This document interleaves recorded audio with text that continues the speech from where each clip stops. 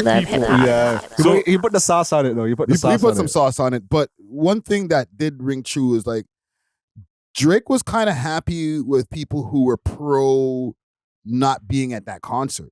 You know, I'm not saying for you, like, you care about, like, getting in Drake's good books or whatever, but, like, I put up a post from Your True Captain because he was over there, right? And he was asking people, Drake or Kendrick, and enough people were saying Drake.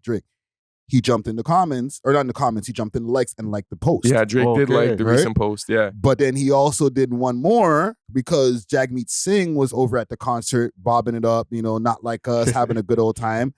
He followed Jagmeet Singh, and Jagmeet Singh responded to him, says, "Thanks for the follow, dude." And I think Drake that was called from him a like goof. I think that was from like 5 years ago. No, not the goof part, but the thanks for the follow was from like 5 years ago. the thanks for the follow part. Yeah. Really? Yeah. So yeah, that was from 5 years ago. Yeah, so Drake just like He just randomly hit him. Yeah. Wow. Which like I kind of I see both sides. I feel like if you're a city official, he's not a city official. He's an NDP leader, but like he's from like Vancouver. He's from and BC. shit. Yeah, he's Burnaby or something. He ain't got nothing to do with Ontario, man. That's true. He has nothing to do. He has nothing to do with the city. But this is what I kind of don't like. If Jagmeet Singh didn't go to the Kendrick concert, Drake would not care. He wouldn't hit him up. He wouldn't be like, "Yo, thanks for not going." You know? But the moment he goes, now he's just like burned this bridge with Drake for life. Yeah. So it's like like I don't know if they had that relationship where he owes Drake that loyalty, but I also think that Drake feels like Canadians as a whole should owe him that loyalty because of what he's done for us culturally across the border. I've been seeing that narrative, and this always comes up. People say, "Oh, like what has Drake done for us?" I see Drake has done a lot for himself, which has inherently benefited us Torontonians, but I don't see him like, "Oh, Toronto, this is for y'all." He does that though. He made a whole album called Views from the Six and said this album is dedicated to my city.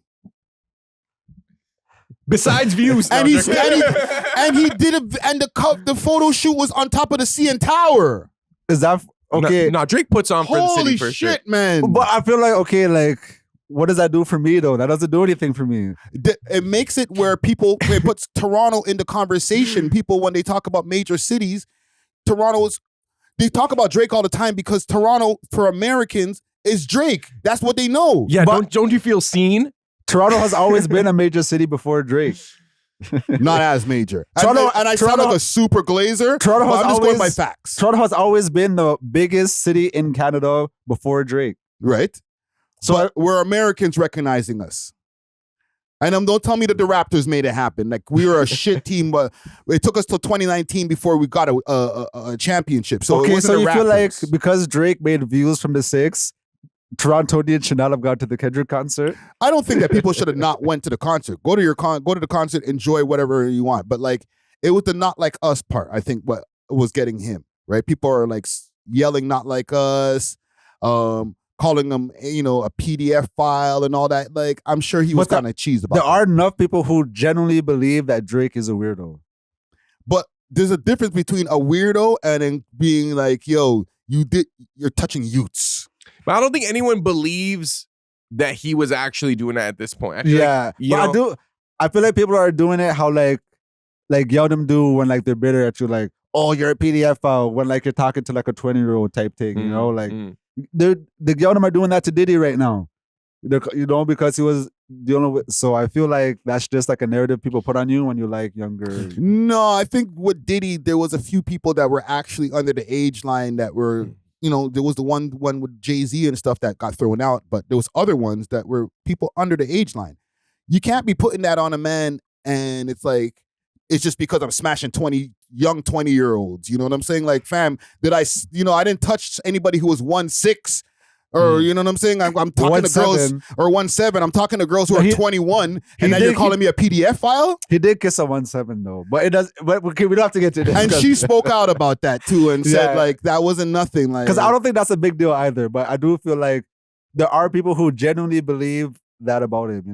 Like even out here in Toronto, there are people who don't like Drake no matter what he does. Like And I feel like Drake trying to win those people over is just like a losing battle. Yeah.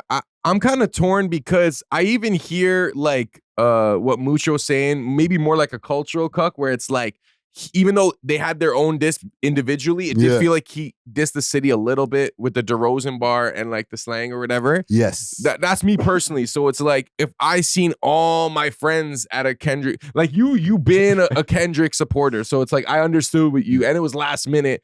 And you're saying you want to see The Weeknd. I know you want to see Kendrick though. But I definitely want to see Kendrick. So, but you know what I'm saying? It would feel weird to me. But at the same time, how much loyalty do we owe to someone who hasn't done anything for us as individuals? Like, if Drake, like, let's say like Drake helped my mom carry groceries up the stairs or something, then I'd feel like, okay, like there's a sense of loyalty, like in a literal sense. You know what I'm saying?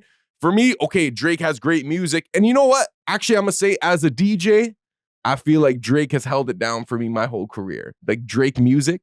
That's fair. But I could say that about a lot of artists. Do I owe them loyalty too? But I do respect what Drake has done for the city. So that's why I wouldn't have gone to that personally. But I'm also not that big of a Kendrick supporter anyways, where if they weren't beefing, maybe I wouldn't have gone anyways. I do want to say one thing. When he was performing Not Like Us, when he said that DeRozan line, because I used to not think, oh, the song's not about us. The song's not about us. But when he said that DeRozan line, it did like sting a little. Y'all didn't deserve him neither. No, literally. Because and listen, for the audience, not to interrupt you, but for the audience out there who's going to be like, he was talking about OVO. He's talking about OVO with DeRozan. Y'all, like, come on, Toronto man. Raptors. Toronto. And by the way, getting rid of DeRozan was the best thing we ever did. Facts. We won a ring right after. So, like, Kendrick, you can have DeRozan still. Like, bro's doing a bunch of 360 layups. We were never going to win a ring with this guy. No, because people will try to make all kind of excuses like, no, he was talking about OVO when he's saying, you know, y'all. Like, nah, bro. You're talking about a basketball player. Oh, well, you know, because him and Drake were close.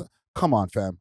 No, I agree with that. And I do definitely think, I don't think the whole sentiment of the song was against Canada, but I do think there was semblances of jabs towards Canadians. Yeah. You know, but like, no, I do think it is also, I don't want to say right, but I do think there's like merit to the jabs, you know, like when they say that Canadians do be stealing culture, I do feel like we were talking about earlier, Toronto needs to get back to our own identifiers, you know, rather than trying to like latch on to others. But I always feel like Canadians, even in a small way, like we've contributed to American culture throughout like history, like basketball invented by a Canadian. Facts. For example, obviously Americans are the best at it, but a Canadian made that. We have like a bunch of like, we have little like sprinkles of like Canadian influence that I don't even think they realize. But I'm not saying we're like major contributors in that sense, but like we're the closest, we have the closest connection to their culture, I feel like, out of any other country. We got like, Ryan Reynolds, we gave them that.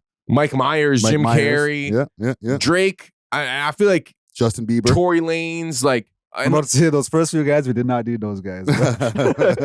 Mike Myers?